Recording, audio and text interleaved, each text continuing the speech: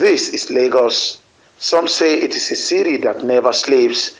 Indeed, no other night captures that description more than the last night of the year, December the 31st. While some residents started the evening with merriment, almost all residents ended up in one religious center or the other to take part in the popular crossover services, including those that may not have been to any prayer center since the beginning of the year.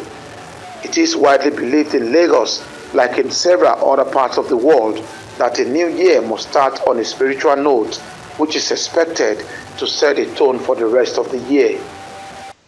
Here at the international headquarters of the Redeemed Evangelical Mission, popularly called TREM, thousands of Christian faithful converged on the expansive cathedral to pray their ways into 2023. It was a time of celebrations, testimonies, prayers, and sermon by the presiding bishop, Dr. Mike Okonkwo. Anything you want to do in the kingdom that is not coming from your heart, keep it. God does not need it. While speaking after the service, Dr. Okonkwo says the year 2023 will herald the greatness of Nigeria as a nation. He is confident that the general elections fixed for February and March will throw up credible leaders that will champion the building of a new Nigeria. Dr. Okonkwo advised Nigerians to consider competence ahead of religion, ethnicity, or party affiliation of the contestant before choosing the next crop of leaders. This past year, 2020, has shown us that we are truly turning the corner. Everyone wants good for this country now. And like I said to some people who are upset, they say, see what Buhari has done to us. Buhari was a road we must cross as Nigerians. If we didn't cross through the road called Buhari, we will not come to a point where we will want something different. You see me, I'm a bishop. If an idol worshiper can deliver the dividends of democracy to Nigerians, I will vote for him. On his part, the serving overseer of the Citadel Global Community Church, Pastor Tunde Bakare, prayed for the total positive turnaround of situations in Nigeria in the new year. While addressing congregants in the New Year gathering of the church, Pastor Bakare advised Nigerians to focus more on God throughout the year, while also becoming more generous in various areas of life. He declared 2023 as a creative turnaround year.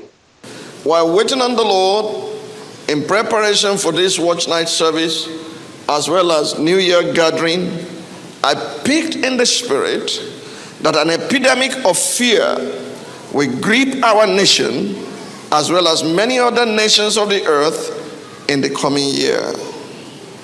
As a result of this epidemic, the hearts of many will fail them because of fear. This is not a doomsday prophecy. It is going to be the reality of many people very shortly. Thank God that He has given us an assurance in the place of prayers that none of this will afflict us. I make a very strong appeal to you this day that by the mercies of God, you should allow generosity to dominate every area of your life in this season. The New Year celebrations continue across Lagos as residents look elsewhere outside religious centers for fun despite the poor state of the Nigerian economy. Oba Adeniyi, Arise News, Lagos. Well, I mean, that was interesting, wasn't it? Oba Adeniyi picked it from the aspects of the churches and their message, for the nation in the new year.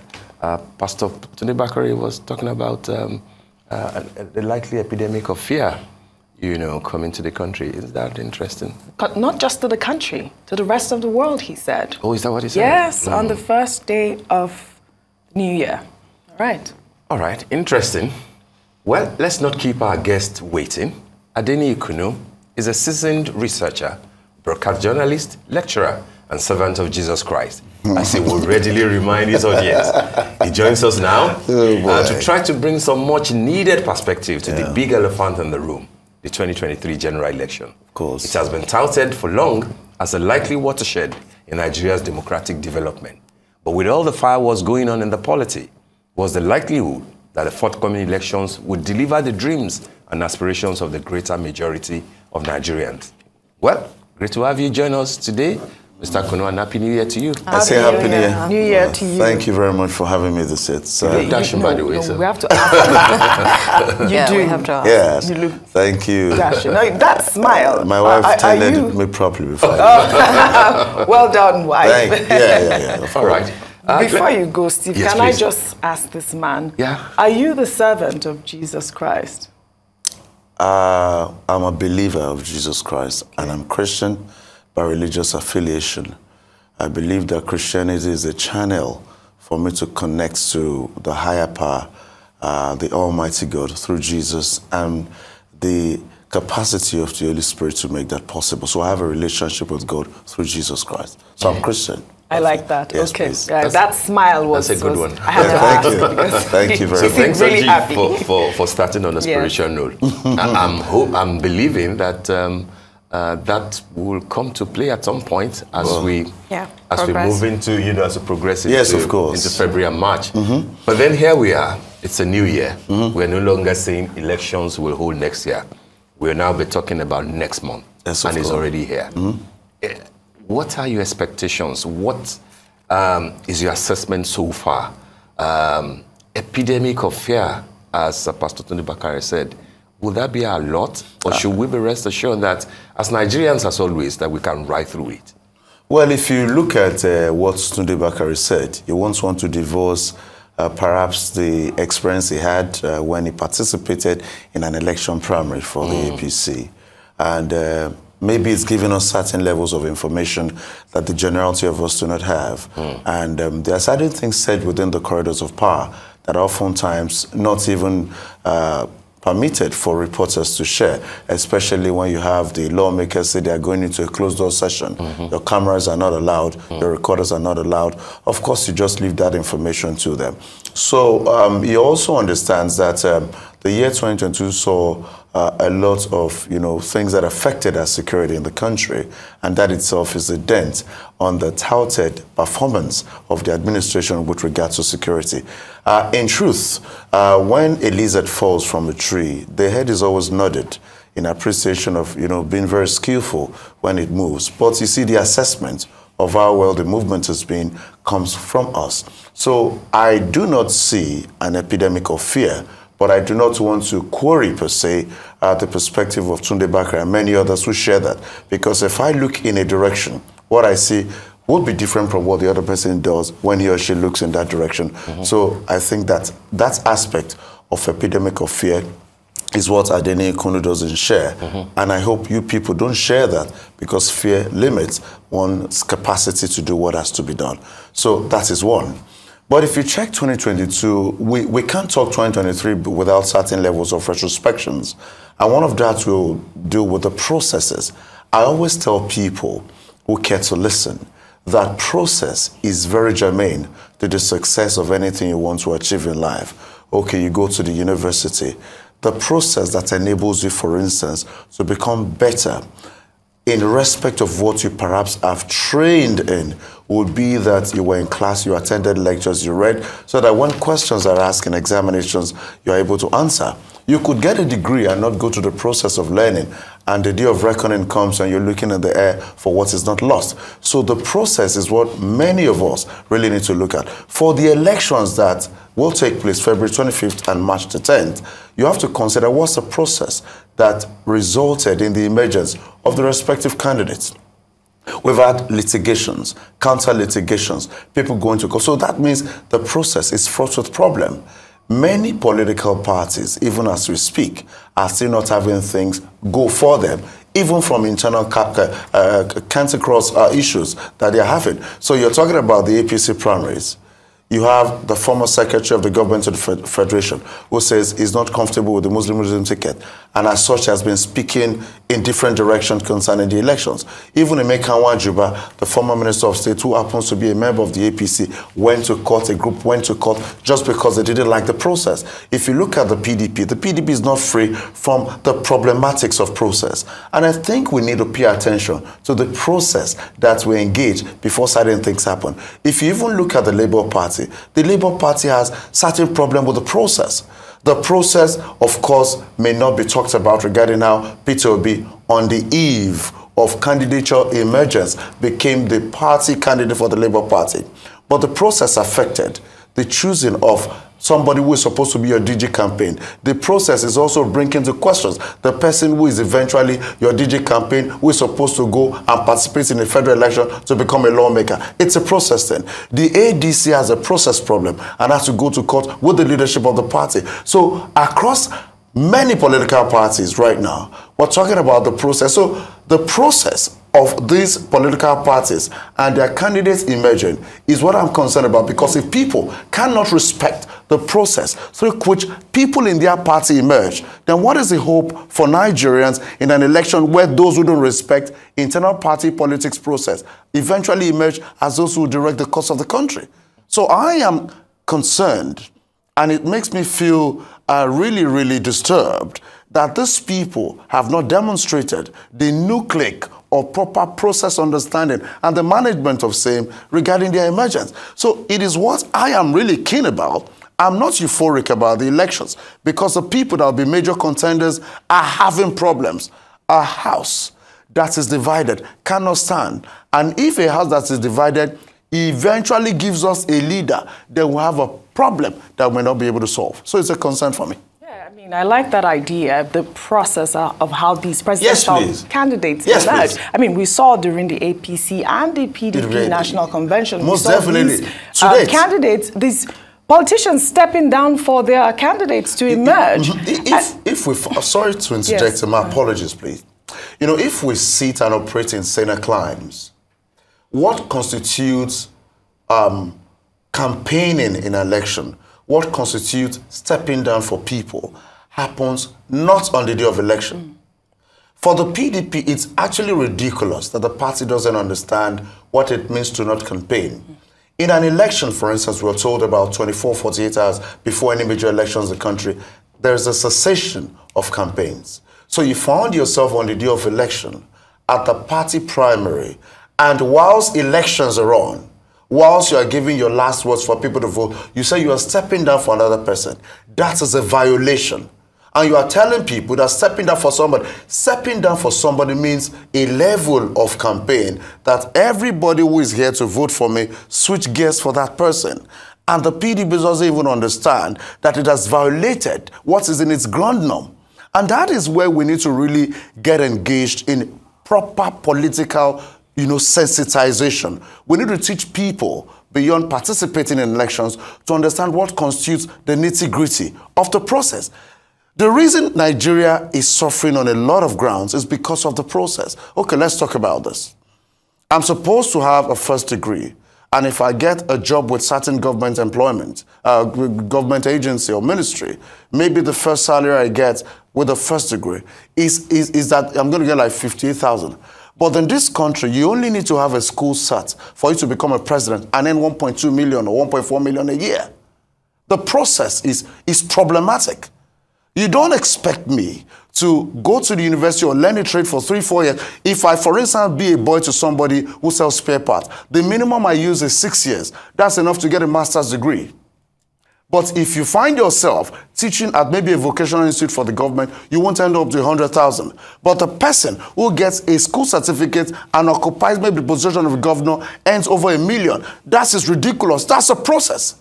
So I'm here saying this morning that as we go into that election, we must examine critically the process of the elections. In 2022, we've had 2 major elections across the state level. If I were to take it from November of last year, we went to Anambra. From Anambra, we went to Ekiti. We also went to Osun. What's the process in Osun? Osun State had overvoting. PDP, APC had more people vote. than what they should have done. So you have to ask yourself, what is the process of INEC? That the beavers itself cannot prevent overvoting. That's the problematics of the process. And it is very key for us to understand that if Nigeria must emerge out of our doldrums, we need to address the issue of the process. For instance, we're talking about Lagos. I keep saying this. Lagos has a sobriquet, Center of Excellence. What is the process? Or for instance, the Ministry of Transportation, where if you go on major road, you see people with pipes and sticks standing on what is the process that, for instance, the Lagos State government is using to manage those that are members of the National Union of Road Transport Workers, that we don't have them on our major roads, even at night, so that they wear the green vest. I'm saying there's a problem with the process. Right. So it is key now. Right. Process is key, of course. Yes, please. You alluding to the fact the foundation is shaky. But here we are now. The process is taking its course. Of course, you're not euphoric about it. I'm sure there are millions of Nigerians who probably share that sentiment. Yes, and there are also millions of Nigerians who probably feel otherwise. What, in your opinion, what does it signify for the future of the electoral process for the polls next year? Okay, let's say this. We cannot dent the hope of many people who believe that the nation should go for. I'm a very patriotic person, considering the fact that I am the citizen of a country that has the most populous black race in the world. I therefore will not recommend that this country breaks in such a way that no country is going to accept us if we're refugees. I will not be in this studio this morning if this country breaks. So what do? We look at the fact that, okay, certain things have happened in the course of the process that has brought us here. Can we really be deliberate about addressing the problems of the process? The beavers evidently has shown that it doesn't have all the capacity to deliver 100%, especially with what we have in the Osun elections. We don't even know, maybe the dancing governor, the person of Adeniyi, will be there in the next 3-4 months when they go to the Supreme Court, because it's still there. The process has a problem. Even the person who took him to court obviously had people overvote for them. So the reality is, if we have identified why overvoting took place, for instance now, within the context of this conversation, what then can we do going into the elections? It means INEC was very serious with the hundreds of billions of naira that has been allocated for the elections to look at what happened. Professor, what's his name? Talking about the INEC chair right now, I think Mahmoud Yakub, he has come to say that certain people within the INEC framework are really making things dirty. He said it, to paraphrase him, and he said they will be properly sanctioned. You see, but the point is, if you're sanctioning people that are within the electoral umpire, that are making a mess of the process, let it be public so that it will serve as a serious deterrent. We don't want you to actually deal with people in quiet, because what they do affects us in public. So you deal with them as well. So that's one way to address the problem of the process. Going to the election, for instance, we saw people pay money to get people's votes taken. I have had messages sent mistakenly to me that my PVC could be bought for 100,000, 65,000, and in fact the person must have regretted the Satan that pushed him to my phone line, because the person never knew. The number is in public domain now. They called the number to the point that the number is switched off for the past 2 weeks or 3. I'm saying that if you, for instance, can identify those sending those messages, part of what INEC must do, okay, what's your number? Do some kind of symbiotic process or work with the telcos. Get these people, let them be in public spaces. Know those that are sponsoring them, because some of these people have barons pushing them to do these things. That is also part of addressing the process. So when people see that there is deterrence for what you do that is going to affect the destiny of a nation, let me say this, good people. The 2023 election is going to define a lot of things about this country. In recent times, what happened in the 80s to the early 90s happened. Many people are leaving this country. And if you really have done a lot of research with regard to migration, the average human being has that instinct to survive, and you gravitate towards where opportunities are.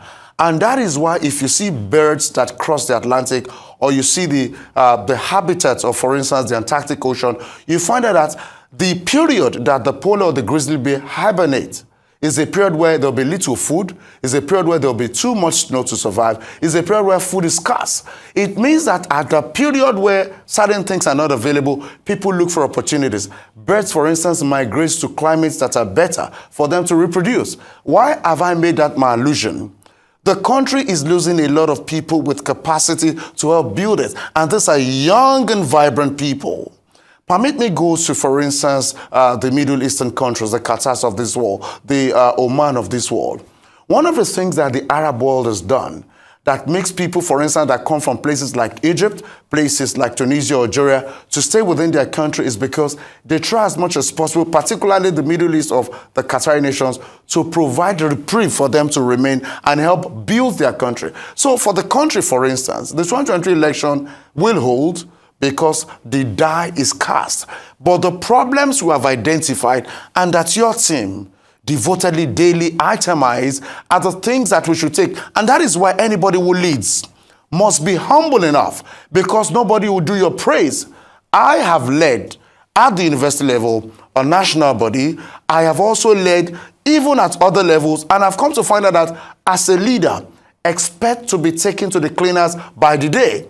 So what do you do if you're sensible? The feedbacks of people are curled, and you review. Some people really don't have reason for the criticism, but in the midst of the criticism are constructive reactions by people. So what this government has to do, INEC inclusive, because INEC is in the eye of the storm, is to identify the problems that have been raised. During the NSAS protest, the world understood that Arise stayed neutral to the distinguished job of journalism. And what did the world do? The world felt, okay, this is the most objective reportage of the event. And of course, the protest of 2020, I was part of it in every way. So when government looks at such, and it is even reported that government should be humble enough to say, I think we didn't do well. Apologize for what wasn't done well. And you go ahead to find a way. So INEC understands that the beavers has failed.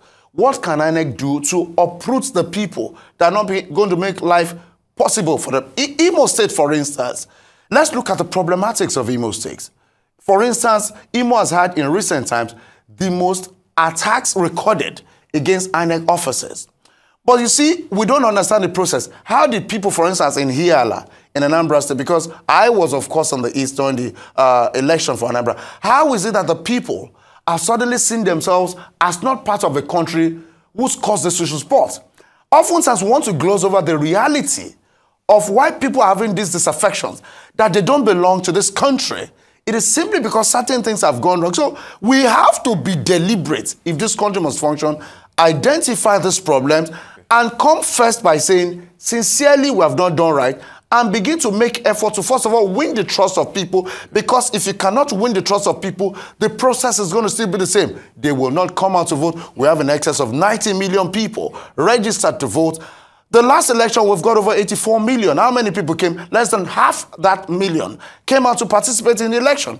The process must be addressed. So we cannot jump over that process if we must have solution to these problems. All right. I mean, thank you so much. But let's be specific about the sort of expectations that people will have. Yes, please. Interestingly, we have entered the new year with two important indications as to how the elections might go. Yes, please. And the two are not on the same page as such. The NOI poll, which projected the candidate of the Labour Party, Mr. Peter Obi, leading. But you know that a poll samples a certain number of people across the country in small numbers in the case of NOI.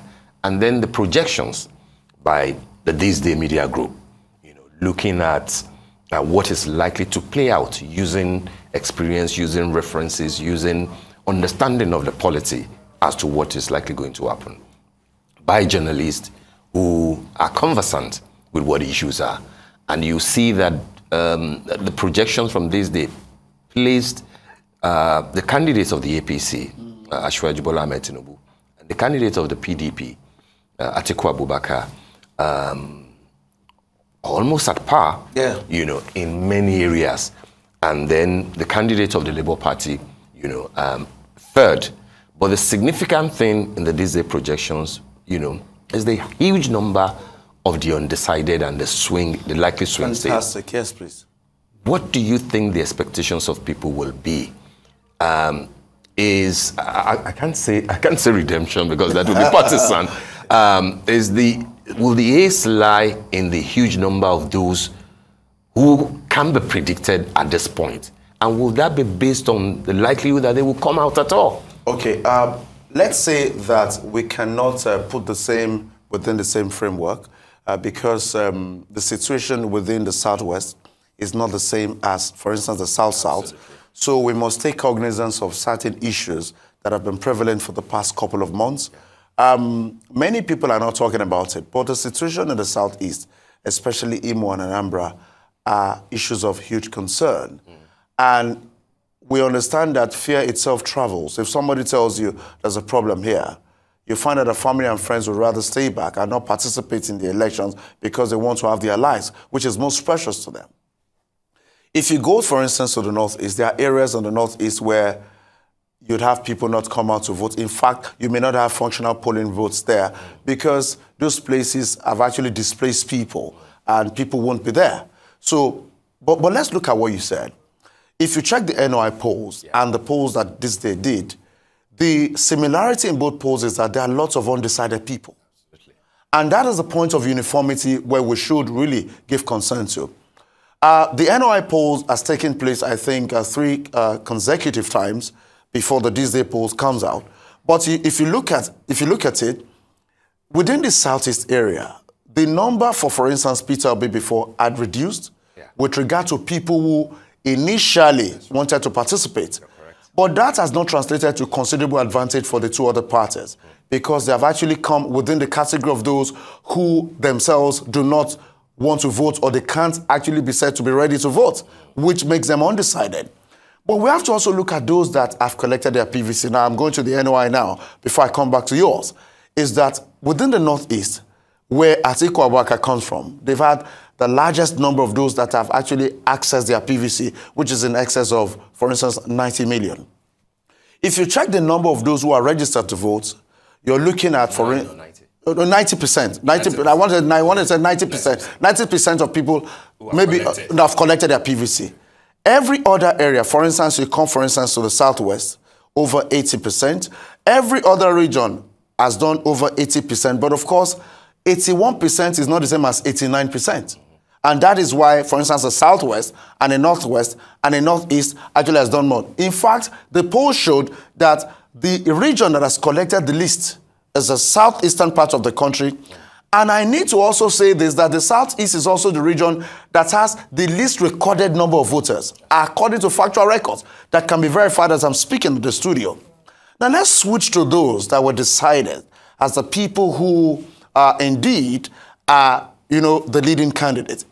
You see, one thing that people must understand, those who are everywhere on social media, you could respect what they've done, especially millennials and Gen Zs. But we know that most of them are comfortable with their phones within the confines of their spaces when election comes. Let's look at one of the things that happened before they talked about the continuous voter registration. While many of them were clamoring on social media, up until INEC did the extension, many of them didn't go to register for their PVCs. And that is why when we're talking about election, it's a different ballgame. I served in the North. I have lived in the North for a bit. You need to understand the body language or the temperament of the streets. So not just conclude that because social media tells you certain things, because certain posts tell you certain things, it is foolproof. It's not that way. Because the people up north have a different ideology. I spoke for a political party in this country. I had meetings with them in the North. And I can tell you that the North has a mantra. The North has a strategy. People don't want the truth, but this is where we say it as it is. So your poll, I can't tell you here before the world, is likely a reflection, the poll this day took, is likely a reflection of the reality of that projection than the one that NOA polls took. Because I looked at your figures, I looked at everything, and I have to be frank. As Peter Obi gained momentum, most definitely. Is there hope for him? Yes, nothing is cast in stone. But if we look at the experiential aspect of political bulwarks, and we look at the countenance of people in this country, the North hasn't changed much. I need to tell you that. Even if the elites are coming out from there and speaking to the issues, let me tell you what Islam does, for instance. There's a point in Islam that talks about the community and communalism of people, or community, or that communal, that sense of belonging. Even if you do certain things wrong, there's a consciousness of overruling that thing. And it's a philosophy that you need to sit down and study to talk about. We're not here, we're not joking in this studio here. So if you've sat with people, let me say this. Certain things happen at a higher institution that has to do with sexual harassment. Let me call it sexual act itself. The matter was settled at the mosque. He died there. A matter happened at Unilag here. The lecturer was fired immediately. Excuse me, the ideology of individualism is more with us in the South, not because I'm praising negativities of community, but I'm talking about certain things that may not really change. Okay, let me tell you this. We had a World Cup. Morocco won a match. Africa supported Morocco. And a certain buffer put on social media that this victory that Africa supported Morocco for belongs first to Moroccans, belongs to the Muslims of the world and the Arab world. Excuse me, people don't understand what that young man says. There is a perspective, there is a philosophy about the community you belong. In fact, Morocco had twice, for the world to hear, actually made a proposition to become part of the European Union. Right. As a matter of fact, within the 14th, 15th century, we have a lot of people, the Moors, the Berbers, who occupy certain part of Spain until the current civilization that balkanized region are named countries. So why have I gone that road is to tell us here that this election has more to do with the philosophy of the people. Some people could be dying of hunger, yet they believe you share their philosophy. Yet they believe what you have for them make them see themselves in you. Excuse me, let's just take Lagos, for instance. How many houses do you see live in rented apartments, except for maybe military officers that are in barracks? An Igbo man will come to Lagos, rent an apartment. A Delta man will come rent an apartment. Somebody from Akwa will come rent an apartment. But the Hausa man will stay within the community in Alabarago or go to Agege. They may not take an accommodation before they go. It's a philosophy. It's a philosophy that this is a transition point for us. From people who stay in certain areas for 50 years, they hang around, they go home at certain periods. Some of us stay here for 10 years, 20, we go nowhere. When you send money home. I understand what you're trying to say. Yeah. But that's why there is always a, an intense move for the vote in the North. Yes, please. And I understand the article being Fulani part of it. But this is also the reason why the candidates of the APC, for example, Asiwaju Tinubu, has stuck with choosing a northerner who is a Muslim. I wanted to say that what I've mentioned about the northern ideal, political support, election aligning, is not just for Atiku, it is also for Bola Tinubu. Yes. It is for both persons. And that is why I'm saying here that for maybe the third, because the conversation is around three major parties now. Yes. As much as I really appreciate the great effort, the determination, and, the colossus that Peter Obi himself has become, in truth, I think Peter Obi really has to work more within the trenches of the North. For him to, his philosophies are brilliant. I like his sincerity. How he crunches the figures, beautiful. But there is something we must understand. The context of battle is very key. If you're doing guerrilla warfare, you can't go with all your battalions to war with their chest in front of bullets. You need to evolve a strategy. So for the three people that are in front, don't forget that we've been talking about some alignment between the Labour Party. You don't think the running mate to Peter Obi, Yusuf Dati Baba Ahmed, can fill in that gap for him? Dati Baba is an elite.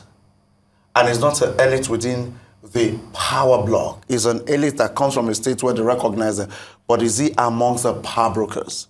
Is he among the strong people? Excuse me, what is Dati Baba's words when he goes to Zaria, when he goes to Samaru, when he goes to Congo? What is Dati's words? I respect him. I have met him in person at his university. There was a time I wanted to do something at his university. I had a very wonderful person. He spoke smoothly, kindly. It was not even within the picture for politics when I met him. And I know he still can't remember that. But I'm saying here that in reality, the people that will eventually determine whose life leads to Aso Rock will be the people who understand if at all their life is worth a nickel for the past 8 years. Because if we look at it, we have laid it on the table as it is. But what about the people that, because, okay, let's talk about this. The majority of people who are to vote, for instance, up north, may be elsewhere as we're speaking. So if we look at the percentile of certain people that we are put to, who will take the messages to them, perhaps 50–60%. 40% is also very critical. You know, when you started this question, you talked about the numbers. 1,000 people that participate in an election where you have 10,000 registered can still win an election, because you only work with the number of those that participated in the election. Absolutely. So I'm simply saying that it is key for every of these political parties. They still have room, for instance, to go to the trenches. And you know, the NOAA polls for the past, for this Fourth Republic since 1999 has predicted in such a way that it has come as it is. They predicted the last elections for 2019. They've done that, and oftentimes what they project eventually happens. But this election is very crucial. In recent times, we have not seen, for instance, a Muslim candidate. That's a political strategy, according to what we heard. But don't forget also that people are becoming wiser. In all that I've said, I will not take away the reality of what people themselves are saying. There are young people across this country.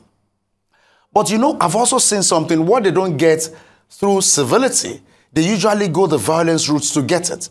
And that is where many youth up north come here.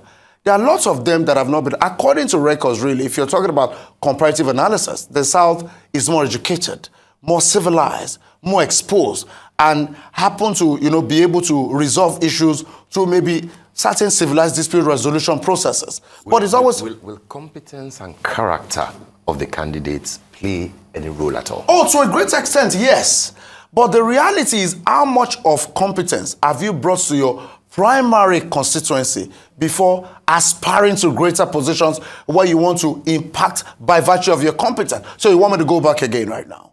Atiku Abubakar, vice president, at some point had a problem, went to the court, got vindicated. Bola Tinubu became the governor of Lagos. And let me correct something that been said, that Tinubu built Lagos. No, that's incorrect. No, the father of modern Lagos. He's not. They qualified it, modern Lagos. How old is that? Are you a father? I respect him, please. Let's not take that away. But there are certain things you don't credit to yourself. In all of the glories of, you know, the late Jakonde, he didn't credit himself with many things. So that is why people should stop that phrase.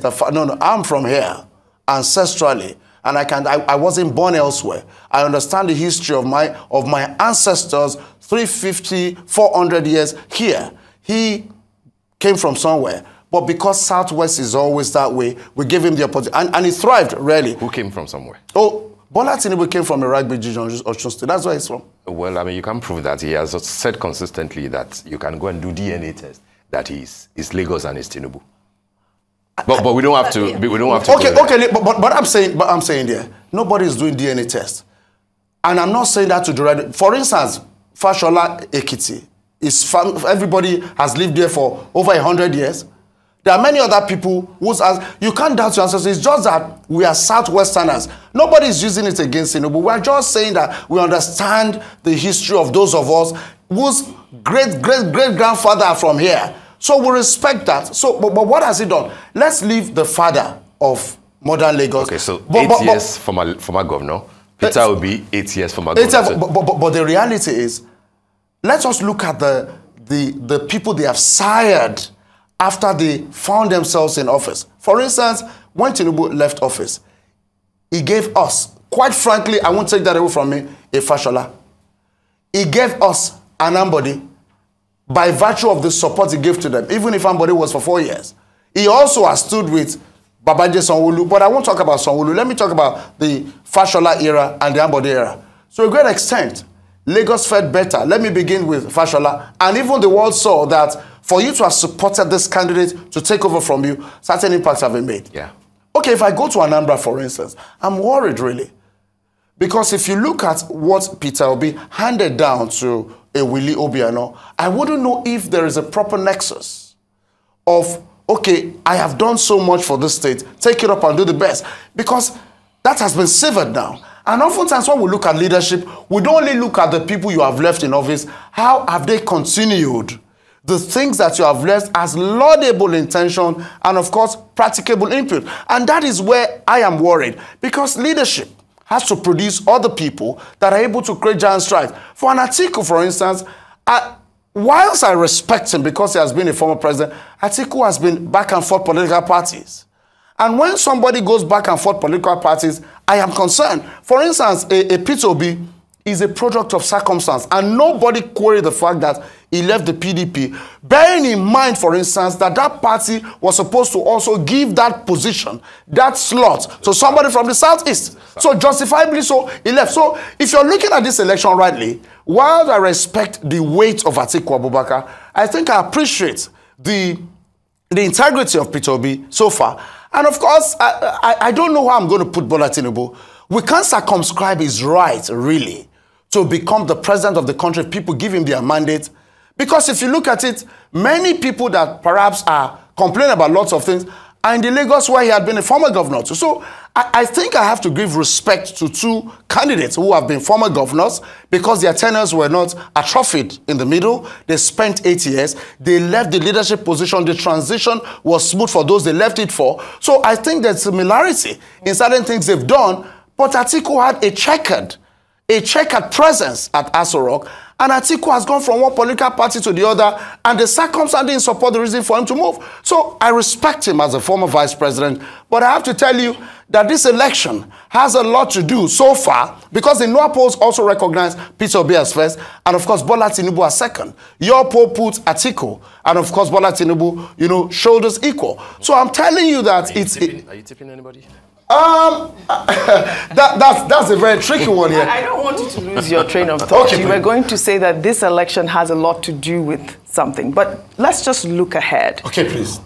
How do you think this will all play out? You made a very valid point. I mean, going by your research, you talked about how the Southeast apparently will be disenfranchised, which is a very concerning. I mean, how do you think that affects, the chances of Peter Obi one? And what do you think will happen come February 25th? If you recall, back in 2019, the past two elections were postponed. 2019 was postponed. The presidential election was postponed on the eve of the election. I think it's a reflection. 2015 was postponed for 2 weeks. For 2 years as well. Yes, by Jonathan. I think that INEC has to prove us wrong. That it usually doesn't tidy up its loose ends before election. And I think that we won't blame the lawmakers that appropriate funds to it, because they usually do that before the election.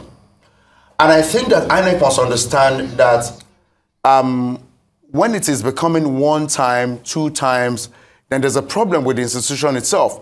Then it also affects the credibility of the elections. The enthusiasm usually associated with going into an election at a date is factually affected when it is postponed. Let's look at this way.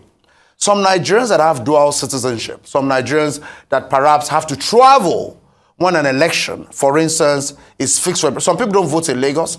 Some people don't vote in states where they work, but they really are patriotic and those that want to perform their civic duties, so they go back home. Imagine, for instance, that an Igbo spare parts dealer had to go back within February 24th or 23rd to March the 10th to vote and come back to his business, and there are lots of customers waiting to be attended to, and you postpone that election. He will not vote in that election because what you have done. And I also want to say here to the world, I think I'm very sorry to say this, I'm worried that it seems to me a strategy for some people to get disenfranchised. Because I'm beginning to question why successively you have to postpone an election for 2 weeks, bearing in mind that lots of people also have to move from point A to point B to participate in that election. Because INEC must understand the implications of it. There's economic implication. If people don't go back to participate, if people don't go back and have to wait, they're losing businesses, they're losing money, government is losing taxes, and perhaps somebody may not be able to wait an entire month, because if we postpone by 2 weeks, you have taken an entire month from people to participate in all the elections. So if we look at the Southeast, for instance, for the records, the Southeast has the least number of voters. That is first disadvantage for the number of people. I want to believe right now that the entire Southeast, majority of them are for Peter Obi. Let me say that from a scale of 1 to 10, 8.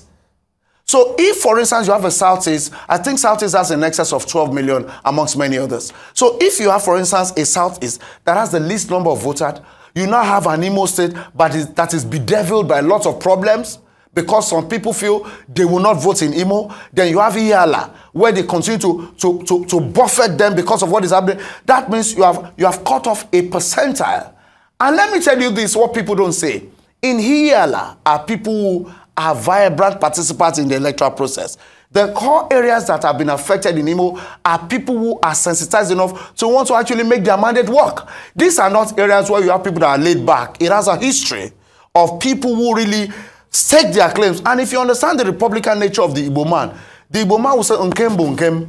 You find that's why, for instance, in Onitsha, when you say, an Igbo man succeeds, somebody can be somewhere, 20 people are selling the same thing, they go everywhere with their cheat. The philosophy of the Igbo man must also be something that we subject to critical analysis and research to understand why that region of the country is what they are. The Igbo man just doesn't like to fight, to react, and that is where people who are in government must be sound-minded. You don't take position to lead the most populous black nation and you are not intelligent enough to understand why do we have this temperament from the South. Why is it that the Yoruba people are very diplomatic? Why is it that the Hausa people at times just accept anything? Excuse me, leadership, politics, governance is serious business. We don't need mediocres in those offices because you need to do a critical analysis of it. So the Southeast is already affected by what we've talked about, the unrest in the regions I've mentioned, the fact that it has the least number of those who have registered, of course, it's in its millions, and this thing that I've said that when you continue to postpone election, people who do private businesses, lots of people are entrepreneurs from the southeastern part of the country. They can't leave their businesses for an entire time, for a period of time. So how have you done things in such a way that when it's time for election, they will definitely participate? Because if you look at this, INEC is listening to us this morning. And INEC, you have to change your ways. It is part of what makes me talk about this thing. INEC is beginning to give us certain feelers that we don't like. If this time we have lots of things affecting these areas, and INEC daily will come out to tell you that, okay, this is who we are, and there are problems. Excuse me, is it too much, for instance, for the government to understand that for the past 3-4 years, this unrest have been brewing. This unrest have been brewing. Why did a state produce Nnamdi Kanu in the first place? I don't like much of what he has said. But how did somebody begin to make people see hope in the things he tells them? There's a failure of the state somewhere. After the civil war of this country, how much did they give all the Igbo people that have houses in places like Port Harcourt and all that? It was David Mark that oversaw, they reallocated £20. So if your property was worth £1,000, if your property was worth £2,000, you get only 20 freaking pounds. Excuse me, I'm not here to rub egos. I'm here to destroy furniture so that this country will work. This country has made me, even if nobody then pay my tuition, pay my school fees or my travel money. But I'm saying that we need to start telling the truth about why Nigeria is what it is. Even the North has an army of beggars. The Amajiri school and all of that is just for certain people to allow many cut off from functional societal systems. So I'm saying here that these things are very important. The Southeast is affected, and in the elections, they're already cut off. Let's speak to the issue, sir. Absolutely, but we've got just 1 minute to go. I'll try. And one of the 3 people, I believe, that we have mentioned will be president if the election holds on the 25th. Yes. Do you, any of them picking the, winning, do you think that, what are the hopes for Nigeria? Will anything change? One of the 3 will be president. I think that what Arise is doing, and many serious-minded broadcast journalists have, because some are just DS mediocres, they don't even understand basic journalism. I'm saying it here. I've done an assessment. Many people are just there with the name. Many are there for whatever. They don't understand that at this point in history, you're supposed to be the vanguard of the change. I think what we have done this morning has improved the sensibilities of people, first to participate in an election. If you allow a tout, an area boy, a never-do-well, go for the election, you'll be ruled by that person. So I'm using this opportunity to tell people that your destinies are in your hands. You have to willy-nilly participate in this election. And government must also create that meeting point to protect the lives of people who want to perform their civic duties to this nation. Quite frankly, the election can bring the best for the country, but the people must hold their destinies in their hands. God bless Nigeria. Thank you very much. Jesus Christ is the Lord. Happy New Year to everybody. Thank you so much, Mr. Kunnu. Of course, a two-way street there, of course, and a litany of to-dos as well on the path of the governors, the government and the electorate. Yes, so, of course, a lot to look forward to. Thank you. I really appreciate this privilege on your platform. Thank you very much. Thank you for being with us.